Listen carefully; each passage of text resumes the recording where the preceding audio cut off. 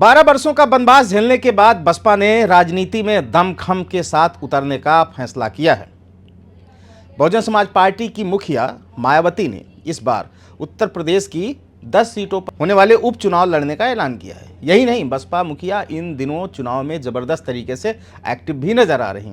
मंगलवार को बसपा कार्यकारिणी की बैठक में आगामी चुनाव को लेकर रणनीति तैयार की गई।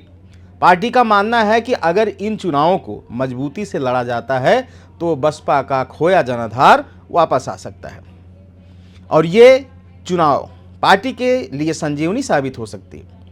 बहुजन समाज पार्टी यूपी की बड़ी क्षेत्रीय दलों में आती है। यूपी जैसे बड़े राज्य में 4 बार सत्ता में रह चुकी है, लेकिन आज पार्टी की हालत इतनी खस्ता हो चुकी है कि 403 सीटों वाले यूपी विधानसभा में बसपा का सिर्फ एक विधायक है और लोकसभा में बसपा का खाता तक नहीं खुला। पिछले कुछ सालों में बसपा का वोट बैंक भी खिसकता दिखाई दे रहा है। बीजेपी से लेकर सपा कांग्रेस ने दलित वोटरों में सेंध लगाई है। एक समय था जब बसपा के पास 30% तक वोट बैंक था, जो अब घटकर महज 13% रह गया। मायावती को एहसास हो गया है कि 2012 से सत्ता से बाहर रहने की वजह से पार्टी का कैडर कमजोर हो गया है और बड़ी संख्या में बसपा का वोट बैंक सपा कांग्रेस के साथ चला गया। इसलिए बसपा मान्यवर काशीराम के उसी फार्मूले पर चल रही है कि जितना चुनाव लड़ा जाएगा उतना ही कैडर मजबूत होगा। इसीलिए मायावती अब एक्टिव दिख रही हैं। मायावती अपने समर्थकों में यह संदेश देना चाहती हैं कि भले ही बसपा आज कमजोर हो गई हो, लेकिन उन्होंने मैदान नहीं छोड़ा है। वो आज भी अपने समाज के मुद्दों को लेकर संघर्ष करती रही हैं। उन्हें उम्मीद है कि बसपा के एक्टिव होने से उनके वोटर फिर से उनके पाले में आ जाएंगे। यही वजह है कि मायावती ने एक बार फिर से आकाश आनंद को फ्रंट पर खड़ा कर दिया है।